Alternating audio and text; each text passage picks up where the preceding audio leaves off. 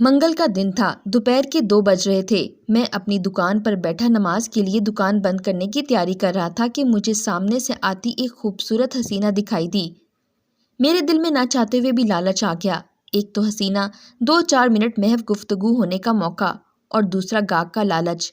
میں جانتا تھا کہ ایسی خواتین عموماً زیادہ خریداری کرتی ہیں، اس لیے نماز پر جانے کی بجائے میں رک کر خاتون کا انتظار کرنے لگا۔ سوچا کہ پلازا کے اوپر والی مسجد میں نماز پڑھ لوں گا، وہاں 2:30 بجے ظہر کی نماز ادا کی جاتی تھی۔ ابھی میرے پاس پورے 30 منٹ تھے۔ حسب توقع وہ خاتون ایک ادا سے چلتی ہوئی میری دکان میں داخل ہو گئی۔ میری دکان میں بڑے مہنگے قسم کے سوٹ تھے۔ میں نے اس خاتون کو بہت سے سوٹ دکھائے۔ خاتون نے 2 سوٹ پسند کر لیے اور کہنے لگی، 2 سوٹ اور بھی چاہیے، ذرا ان سے مہنگے اور اچھے والے دکھا دو۔ وہ مجھ سے باتیں بھی کر رہی تھی اور ان کپڑوں کے بارے میں پوچھ بھی رہی تھی۔ میں بڑھ چڑھ کر اسے بتا رہا تھا۔ ایسے میں میری نظر گھڑی پر بھی تھی کہ نماز کا وقت ہونے والا تھا، مگر میرا دل اس خاتون میں جیسے کہیں اٹک گیا تھا۔ یہ میری فطرت تھی، دکان میں آنے والی ہر عورت کو میں ایک ہی نظر سے دیکھتا تھا، مگر وہ خاتون کبھی مسکرا کر تو کبھی ہنس کر میری حوصلہ افزائی کر رہی تھی، اور میں بھی ہنس کر باتیں کر رہا تھا۔ عورت نے 4 سوٹ پسند کر لیے۔ میں نے شاپر میں ڈال کر اسے سوٹ دیے اور میں بل بنانے لگا۔ خاتون نے اٹھا کر ایک تھیلے میں ڈال لیے اور مجھے کہنے لگی، میرے بھائی کی شادی ہے، ہم 4 بچے ہیں، اس لیے میں نے 4 سوٹ خریدے ہیں۔ میں نے کہا، آپ جیسے سخت دل کا توڑ کو فکر کرنے کی کیا ضرورت ہے، جتنے مرضی چاہیں سوٹ خرید لیں۔ پھر اس نے تھیلا بھر لیا۔ بل پے کرنے کی باری آئی تو وہاں سے جانے لگی۔ اسے دیکھ کر میں نے حیرت سے پوچھا، خاتون، آپ نے بل نہیں دیا؟ میری بات سن کر وہ ہنسنے لگی۔ تمہیں کیا لگتا ہے میں دکانداروں سے بل دے کر شاپنگ کرتی ہوں؟ اس نے ایک خاص ادا سے کہا تھا۔ کیا مطلب ہے؟ میں نے آپ کو مفت میں سوٹ نہیں دیے، اور یہ ہماری پہلی ملاقات ہے۔ کم از کم میں آپ کو ڈسکاؤنٹ کر سکتا ہوں، لیکن آپ فری کیسے لے جا سکتی ہیں؟ میں اب اس کے رویے کا برا منا رہا تھا اور سوچ رہا تھا کہ شاید وہ مذاق کر رہی ہے، مگر کوئی فرق نہیں پڑا تو مجھے بھی غصہ آ گیا۔ میں نے وہ کپڑوں والا تھیلا کھینچ کر کاؤنٹر پہ رکھا۔ تمہاری ہمت کیسے ہوئی میرے ہاتھ سے یہ کپڑے والا تھیلا کھینچنے کی؟ اس عورت نے اچانک ہی بجلی کی طرح تیزی سے اپنا دوپٹہ زمین پر پھینکا، اپنی آستین پھاڑی اور دکان کے سامنے سے گزرنے والے 2-3 آدمیوں کو دیکھ کر زور زور سے چیخنے لگی۔ وہ آدمی بھی غالباً میرے جیسے کردار کے مالک تھے، جو خاتون کے ایک بار چیخنے پر دوڑے آئے اور دکان میں داخل ہو گئے۔ انہوں نے آتے ہی خاتون سے پوچھا۔ اس نے مجھ پر بدکاری کا الزام لگا دیا، بولی کہ یہ مجھ پر دست درازی کر رہا تھا، مجھ سے بدتمیزی کر رہا تھا۔ ان مردوں نے نہ آؤ دیکھا نہ تاؤ، مجھے مارنا پیٹنا شروع ہو گئے۔ شکر ہے کہ ساتھی دکاندار وقت پر پہنچ گئے، ورنہ یہ لوگ میری تو درگت ہی بنا دیتے۔ اس واقعے نے مجھے پورے بازار میں بدنام کر کے رکھ دیا تھا۔ خاتون اس ہنگامے کا فائدہ اٹھاتے ہوئے اپنا بیگ اٹھا کر وہاں سے چلی گئی، جبکہ میں ہاتھ ملتا رہ گیا۔ میرے ہاتھ سے تو وہ قیمتی کپڑے مفت میں جا چکے تھے۔ وہ چالاک عورت مجھے چونا لگا گئی تھی۔ میرے پاس پچھتانے کے علاوہ کچھ نہیں تھا، اور میں پچھتانے لگا کہ کاش نماز کے لیے دیر نہ کی ہوتی، گاہک کا لالچ نہ کرتا، لیکن میں نے بھی اپنی غلطی کی وجہ سے نقصان اٹھایا۔ خیر، اب کچھ دن گزرے تو لوگ اس بات کو بھولنے لگے۔ میری دکان پر عورتیں پہلے کی طرح آنے لگیں، مگر میرے دل میں ایک خلش باقی تھی۔ میں اس عورت کی تلاش میں تھا۔ اس عورت کے نقاب نے مجھے پاگل کر دیا تھا۔ میں بھی اسے ویسے ہی ذلیل و رسوا کرنا چاہتا تھا جیسے اس نے مجھے کیا تھا۔ میں اپنی بے عزتی برداشت نہیں کر سکتا تھا اور بہت غصے میں تھا۔ میں نے اپنے ایک دوست سے مشورہ کیا کہ میں کیا کروں۔ تم ہی بتاؤ۔ اس عورت نے مجھے بلا وجہ پورے بازار میں بدنام کیا ہے اور اتنے قیمتی سوٹ بھی لے کر چلی گئی۔ اب میں کیا کروں؟ میں اپنی بے عزتی کا بدلہ کیسے لے سکوں گا؟ وہ کہنے لگا، تمہیں اس لڑکی سے لڑنا نہیں چاہیے تھا، بلکہ ایسی چالاک لڑکی سے رد و رسم بڑھانے چاہیے تھے، اور جب تمہارے جال میں پھنس جاتی پھر جو مرضی کر سکتے تھے۔ مگر میں اب کسی بھی طرح اسے بدنام کرنا چاہتا تھا، بدلے کی آگ میرے اندر بجھ نہیں رہی تھی۔ دوست بولا، تم اسے جانتے تک نہیں ہو، اسے بدنام کیسے کرو گے؟ ایک ہی صورت ہے، یا تو وہ خود تمہاری دکان پر آ جائے، ورنہ تم اب اس کا کچھ نہیں بگاڑ سکتے، کیونکہ وہ تمہیں دوبارہ یہاں نظر نہیں آئے گی۔ دوست کی بات سن کر میں مایوس ہو گیا، لیکن میرے ذہن میں یہ بات کسی کانٹے کی طرح چبھ گئی تھی۔ اس لڑکی سے بدلہ لے کر رہوں گا۔ اس بات کو 2 مہینے گزر گئے۔ ایک دن میں اپنی دکان پر بیٹھا تھا کہ ایک بوڑھا بابا دکان میں داخل ہوا۔ بابا کافی باوقار لگ رہا تھا۔ اس کے چہرے پر عجیب قسم کی شرمندگی تھی اور وہ پریشان بھی لگ رہا تھا۔ میں نے کہا فرمائیے کیا بات ہے؟ بولا گھر کے حالات بہت خراب ہیں، کچھ مدد ہی کر دو۔ میں نے ان کو دیکھا اور 100 کا نوٹ ان کی طرف بڑھا دیا اور وہ مجھے دعائیں دیتے ہوئے وہاں سے چلے گئے۔ اب وہ بزرگ روزانہ میرے پاس آ جاتے اور تھوڑی دیر ویسے ادھر ادھر کی باتیں کرتے اور پھر چلے جاتے۔ میں ہمیشہ کی طرح ان کی مدد کر دیا کرتا تھا۔ ایک روز وہ مجھ سے کہنے لگے، بیٹا تمہاری شادی ہوئی ہے کیا؟ میں نے ابھی تک شادی نہیں کی تھی۔ میں نے انہیں نہ میں جواب دیا۔ پھر انہوں نے مجھے کہا کہ انہوں نے کوئی ضروری بات کرنی ہے، اس کے لیے مجھے ان کے گھر جانا ہوگا۔ پہلے تو میں نے انکار کر دیا، مگر ان کے اصرار کرنے پر راضی ہو گیا۔ شام کو میں نے دکان بند کی اور ان کے ساتھ ان کے گھر آ گیا۔ وہ چھوٹے سے محلے میں کرائے کے گھر پہ رہا کرتے تھے، تو وہ مجھے ہاتھ جوڑ کر کہنے لگے، بیٹا میں بہت بوڑھا ہو چکا ہوں، پتہ نہیں کب موت آئے اور مجھے گھیر لے۔ میری ایک بھتیجی ہے جو یتیم ہے، اس کا میرے علاوہ اس دنیا میں کوئی نہیں ہے۔ میں نے ایک رشتے والی عورت کو کہا ہے، مگر کہیں اسے اچھا رشتہ نہیں آ رہا۔ میں بہت دنوں سے تمہاری دکان پر آ رہا تھا، تم مجھے اچھے لگے تو اس لیے سوچا تم سے بات کروں۔ میں چاہتا ہوں تم اس سے شادی کر لو۔ ان کی یہ بات سن کر میں حیران ہوا، مگر اس سے زیادہ مجھے حیرت کا جھٹکا اس وقت لگا جب انہوں نے اپنی بھتیجی کی تصویر مجھے دکھائی۔ یہ تو وہی لڑکی تھی جس نے بھرے بازار میں مجھے بے عزت کیا تھا۔ میں نے جیسے ہی اس کی تصویر دیکھی میرے اندر بدلے کی آگ جاگ اٹھی۔ بابا جی کو اس کے بارے میں نے سب کچھ بتا دیا۔ یہ سننا تھا کہ انہوں نے اپنا سر شرم سے جھکا لیا اور بولے، بیٹا سب سے پہلے تو معذرت، میری بھتیجی کو معاف کر دو، اس نے تمہیں خام خواہ بدنام کیا ہے، اس کی اس غلطی کے لیے میں تم سے معافی مانگتا ہوں۔ بوڑھے بزرگ کی یہ بات سن کر میری آنکھیں حیرت سے پھیل گئیں۔ بوڑھے بابا نے بتایا کہ وہ اس لڑکی کے چچا ہیں اور وہ لڑکی ان کی پناہ میں ہے۔ میں نے کہا بابا جی مجھے تو اس مسئلے سے کوئی فرق نہیں پڑا، بازار میں 100 لوگ میری عزت کرتے ہیں، جھک کر سلام کرتے ہیں، لیکن آپ کی بھتیجی کی اس تماشے سے یقیناً اسے لوگوں کی نظروں میں گرا دیا ہوگا، کیونکہ یہاں قصور چاہے مرد کا ہو یا عورت کا، لوگ قصوروار مرد کو ہی سمجھتے ہیں۔ بابا جی میری بات سمجھ گئے اور پھر ایک دفعہ اپنی بھتیجی کی طرف سے معافی مانگنے لگے۔ میرے اندر بدلے کی آگ ابھی بھی چل رہی تھی۔ مجھے یہ موقع بہت اچھا لگا اور میں ان کے جھکے ہوئے سر کو دیکھ کر کہا، اپنی بھتیجی کی شادی مجھ سے کرا دیں، میں نے اسے اپنانے کو تیار ہوں۔ ویسے بھی لڑکی سے ایسی نادانی ہو جاتی ہے، اس میں دکھ دینے والی کوئی بات نہیں۔ بابا جی میری بات سن کر حیران رہ گئے۔ میں اپنا پہلا پتہ پھینک چکا تھا۔ میں جانتا تھا کہ میں کیا کرنے جا رہا ہوں۔ اس لڑکی سے بدلہ لینا چاہتا تھا اور شاید بزرگ کی مرضی بھی یہی تھی کہ وہ بھی اپنی بھتیجی کی شادی مجھ سے کر دے، جبکہ میری نیت صرف اور صرف انتقام کی تھی۔ لڑکی نے یقیناً میرے بارے میں کوئی تعریف کی ہوگی یا بزرگ نے میرے بارے میں لوگوں سے پوچھا ہوگا، تبھی وہ میری شادی اپنی بھتیجی سے کرنا چاہتے تھے۔ میں نے اپنے بارے میں انہیں بتایا کہ میں حیدرآباد سے ہوں، میرے 2 بوڑھے ماں باپ ہیں، میں ان کی اکلوتی اولاد ہوں۔ میں نے ان سے 2 دن کا وقت مانگا کہ میں شادی کرنے کے لیے تیار ہوں، مگر مجھے اپنے گھر والوں کی رضامندی کے لیے 2 دن درکار ہے۔ انہوں نے مجھے 2 دن کا وقت دے دیا۔ میں واپس آ گیا۔ میں نے وہاں ایک کرائے کا مکان لیا ہوا تھا۔ رات بھر یہی سوچتا رہا شادی کروں یا نہ کروں۔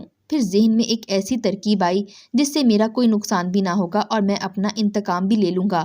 اگلے 2 دن بعد میں نے بزرگ کو جواب دیا، میرے گھر والوں کو کوئی اعتراض نہیں ہے، مگر وہ بیمار رہنے کی وجہ سے یہاں نہیں آ سکتے، مگر انہوں نے مجھے شادی کی اجازت دے دی ہے۔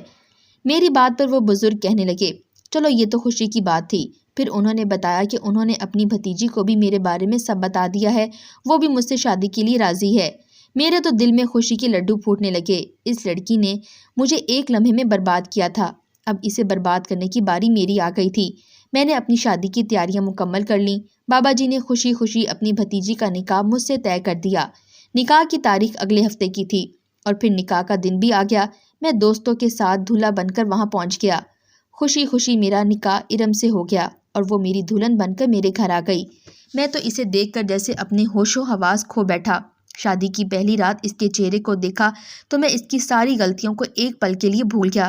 مجھے لگا جیسے ارم جیسی حسین لڑکی اس دنیا میں موجود نہیں ہے۔ ارم کی معصوم صورت میں مجھے ایک حسین بیوی مل گئی تھی، مگر جلد ہی میرے سر سے محبت کا بھوت اتر گیا اور پھر میں سوچنے لگا کہ اس لڑکی نے میرے ساتھ کیا کیا تھا۔ شادی کی رات وہ جن باتوں کی توقع مجھ سے کر رہی تھی، ان کی وجہ سے میں نے اسے خوب تانے دیے، بلکہ اسے لان تان کی اور کہا کہ وہ ایک بد کردار لڑکی ہے اور یہ بھی کہ میں نے اس سے شادی اپنی محبت کی وجہ سے نہیں بلکہ اس کے چاچا کی بھیک مانگنے پر کی ہے۔ مگر اس کے آنسو دیکھ کر مجھے دکان والا واقعہ یاد آ گیا جب اس نے رو رو کر لوگوں کو اکٹھا کیا تھا۔ اس سے زندگی گزارنے کے لیے اپنانا نہیں چاہتا تھا۔ شادی کی رات سے لے کر اگلے 2 دن تک میں نے ارم سے کوئی بات نہیں کی، البتہ اپنی قیمت ضرور وصول کی اور اس کی توہین کر کے اپنے دل کو سکون پہنچاتا رہا، مگر پھر بھی میرا دل خالی خالی سا تھا۔ یوں لگتا تھا کہ ارم ہار کر بھی مجھ سے جیت گئی ہے۔ پھر میں سوچنے لگا، ارم کو بھلا اس شادی سے کیا مسئلہ ہوگا؟ یہ تو اپنے باپ تک کے گھر میں نہیں رہتی، چاچا کے گھر میں کون اس کا خیال رکھتا ہوگا؟ 2 وقت کی روکھی سکھی روٹی کھا کر ہی زندگی سے بیزار رہی ہوگی۔ میرے گھر میں اسے کھانا مل رہا تھا، اچھے کپڑے پہننے کو، پھر اسے بھلا کیا دکھ ہوگا؟ میں نے ارم پر ظلم کی انتہا کر دی۔ میں گھر آتا وہ مجھے کھانے کا پوچھتی تو میں اس پر ہاتھ اٹھانے لگتا، وہ مجھے کوئی بھی بات پوچھتی تو میں اسے جھڑک دیتا، اس پر بے جا غصہ کرتا اور بات بات پر اسے ذلیل کرتا۔ میرے اس رویے سے کئی بار اس کی آنکھوں میں آنسو آ گئے۔ وہ مجھ سے اپنے کیے کی ہر بار معافی مانگتی۔ اس کا معافی مانگنا، تڑپ تڑپ کر رونا، یہ سب دیکھ کر مجھے مزہ آتا تھا۔ میں مزید اسے بد کرداری کے طعنے دیتا۔ ایک دن تو میں نے اس سے پوچھا کہ بتاؤ، تم نے اس سے پہلے کتنی شادیاں رچائی ہیں اور کن کن مردوں سے تمہارے تعلقات رہے؟ میری بات سن کر وہ رونے لگتی۔ اس نے خود کو ایک کمرے میں بند کر دیا۔ ہماری شادی کو 1 ماہ گزر چکا تھا۔ ایک دن میں گھر آیا تو وہ سجدے میں بیٹھی رو رہی تھی۔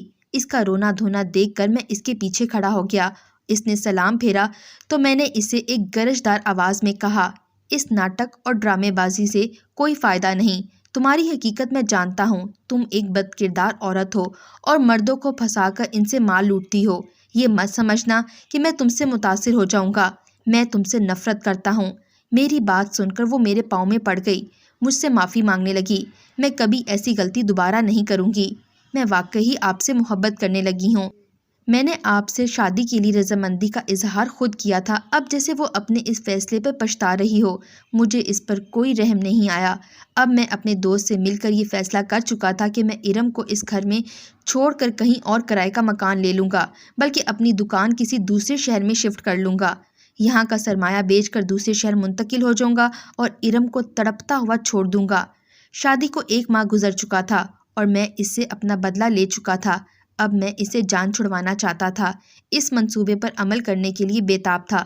میں جانتا تھا کہ اس عمل سے ارم کو زندگی بھر کے لیے سبق مل جائے گا، وہ نہ شادی کر سکے گی اور نہ کسی اور کے قابل رہے گی۔ اس منصوبے پر عمل کرنے کے لیے میں نے اپنی دکان کا سرمایہ بیچنے کا ارادہ کیا اور ایک گاہک ڈھونڈ لیا اور اسے ایک خفیہ طور پر ڈیل کی۔ میں تمہیں اپنا سارا سرمایہ فلاں تاریخ کو بھیج دوں گا، تمہیں اپنی دکان کی چابیاں بھی دے دوں گا، تو مجھے ایڈوانس پیمنٹ کر دو۔ میرے جاننے والا تھا، مجھ پر اعتبار کرتا تھا، اس نے مجھے 10 لاکھ روپے میرے اکاؤنٹ میں بھیج دیے۔ میں نے دکان پر جانا بند کر دیا کیونکہ وہاں پر موجود مال اب میں بیچ نہیں سکتا تھا۔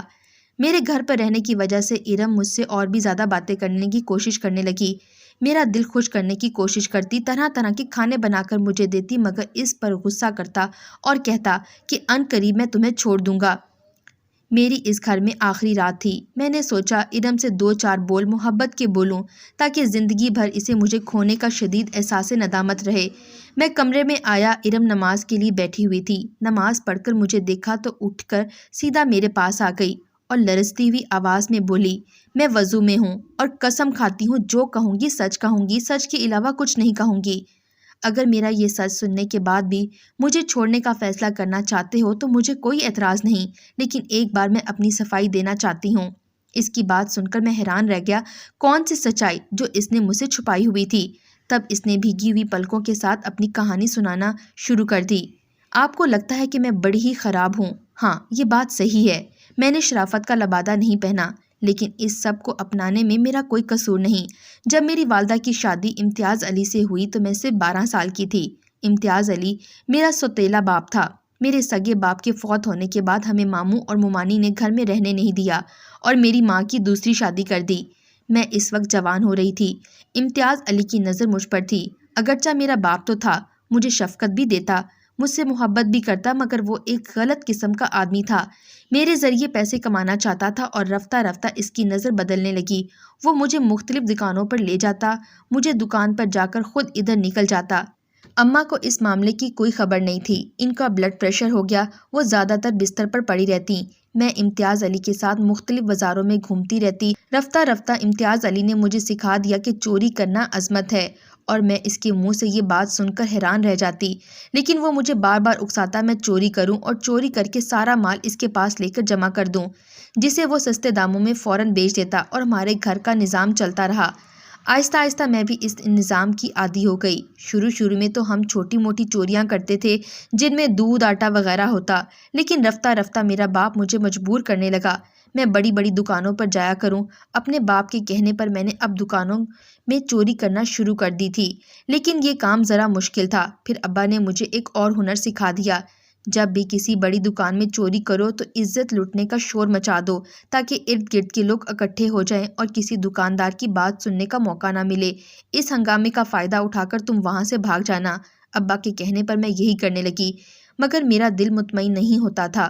میں روزانہ ہی واسطے دیتی کہ میں یہ کام نہیں کرنا چاہتی، لیکن وہ مجھے دھمکی دے کر آخر اس کام کے لیے آمادہ کر ہی لیتے۔ میں ان سب سے تنگ آ چکی تھی۔ جب میں نے آپ کی دکان پر یہ حرکت کی تھی تو میں بہت حیران ہوئی کہ آپ نے مجھ سے کوئی غلط بات نہیں کی۔ آپ مجھے اچھے لگے تھے۔ میرا دل تو نہیں چاہتا تھا کہ میں آپ کو بدنام کروں، لیکن پھر بابا کے خوف سے میں نے چیخنا چلانا شروع کر دیا، کیونکہ میرے بابا آپ کی دکان کے باہر کھڑے تھے۔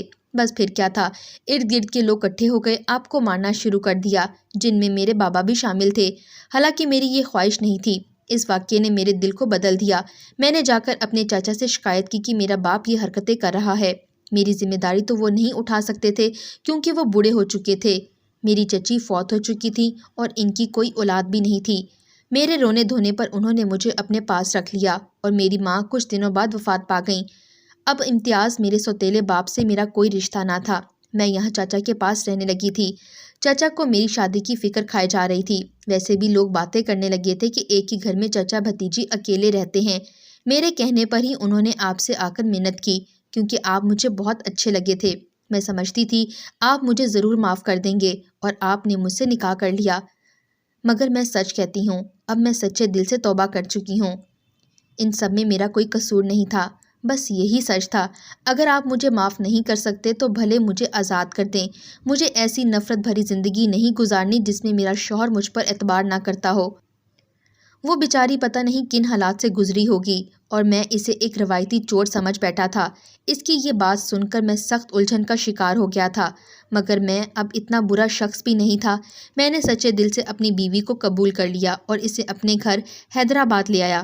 میرے والدین کو مجھ پر غصہ تو آیا، مگر سب حقیقت بتانے کے بعد ان کا غصہ ختم ہو گیا اور انہوں نے ارم کو دل سے قبول کر لیا، اور میں نے اپنے دوست کو اس کے پیسے واپس کر کے اپنی دکان واپس لے لی۔ میرا دوست اچھا انسان تھا، اس نے بھی کوئی اعتراض نہیں کیا تھا۔ آج اس بات کو 2 سال گزر گئے ہیں۔ میں اور ارم ہنسی خوشی زندگی گزار رہے ہیں۔ وہ ایک باحیا اور شرم والی لڑکی ہے۔ یہ سب اس نے اپنے سوتیلے باپ کی وجہ سے کیا تھا، مجبور ہو کر۔ ارم سے آج میرے 2 بچے ہیں۔ اللہ سب کو برے سوتیلے باپ کے شر سے بچائے، آمین ثم آمین۔